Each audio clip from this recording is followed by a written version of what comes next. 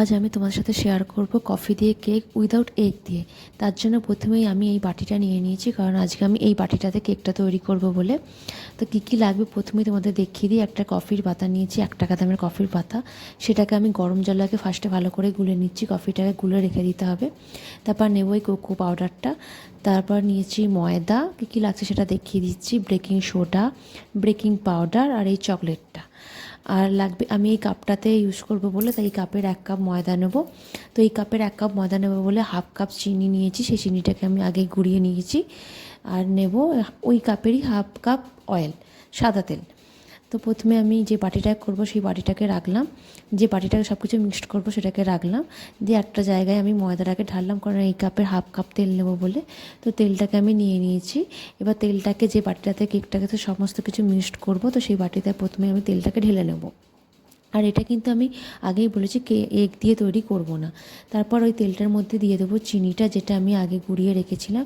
চিনিটাকে কিন্তু খুব ভালো করে মিক্সড করতে হবে, যেন কোনো ডেলা না থাকে, একদম সুন্দর করে মিক্সড করতে হবে। এটা একটু ধৈর্য ধরে করতে হবে মিক্সটা। তার মিক্সটা হয়ে গেলে ওটাকে আমি ময়দাটাকে একটু ছাঁকনি দিয়ে চেড়ে নেবে, কিন্তু না হলে ডেলা ডেলা থাকলে কিন্তু কেক ভালো হবে না। তারই মধ্যে আমি কোকো পাউডারটাও মিশিয়ে নিচ্ছি ছাঁকনির মধ্যে, কারণ তাতে ডেলা ডেলা থাকলে অসুবিধা হবে। দিয়ে অয়েলটা দিয়ে ভালো করে মিক্সড করবো। তারই মধ্যে একটু একটু করে এই যে কফিটাকে গুলে রেখেছিলাম সেটা কিন্তু মিক্সড করব। দেখতে হবে যেন খুব পাতলা না হয়ে যায়।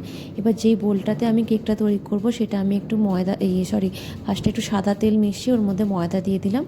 দিয়ে দেখো আমার ব্যাটারটা মোটামুটি তৈরি হয়ে গেছে। তার মধ্যে আমি বেকিং পাউডার আর বেকিং সোডাটা দিয়ে মিক্সড করে নিলাম। আর কিচ্ছু এর মধ্যে দেবো না। এটা বাচ্চাদের খেতেও কিন্তু খুব ভালো লাগবে, কারণ চকলেট থাকবে বলে এরপরে।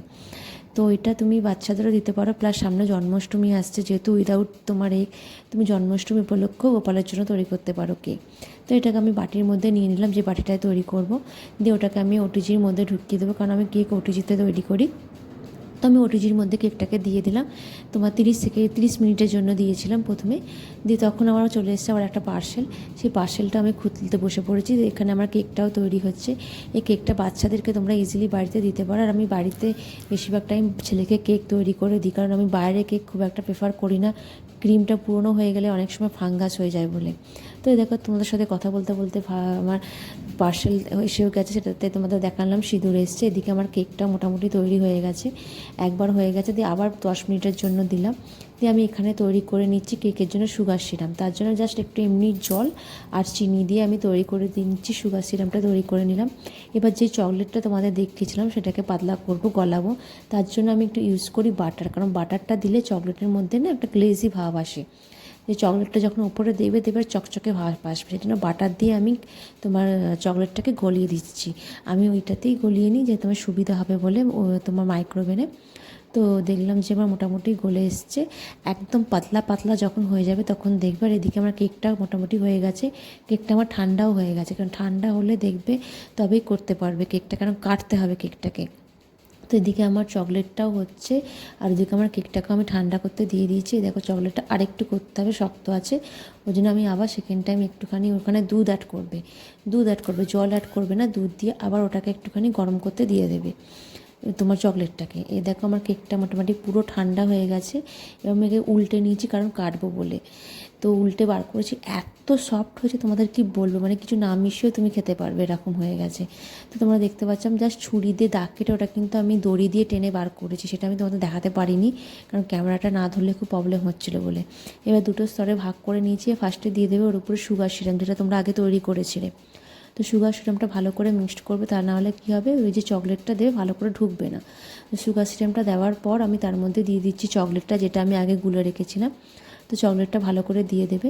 দিয়ে তার উপর যে স্তরটা কেটে রেখেছো ওটাকে আস্তে করে ওর উপর বসিয়ে দেবে, উল্টো করে বসাবে, যাতে কী হবে নরম দিকটা ওপরে থাকে। শক্ত হচ্ছে না, যাই শক্ত দিকটা নিচের দিকে দিয়ে দেবে।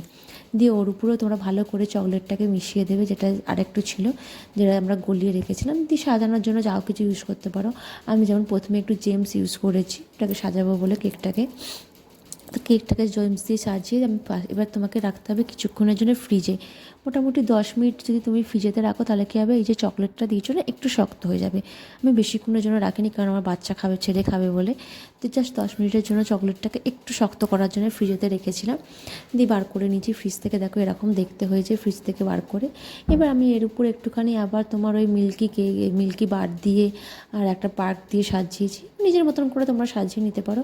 এ দেখো কেকটা এরকম দেখতে হয়েছে, তোমরা বাড়িতে ইজিলি তৈরি করে খেতে পারো। কেমন হয়েছে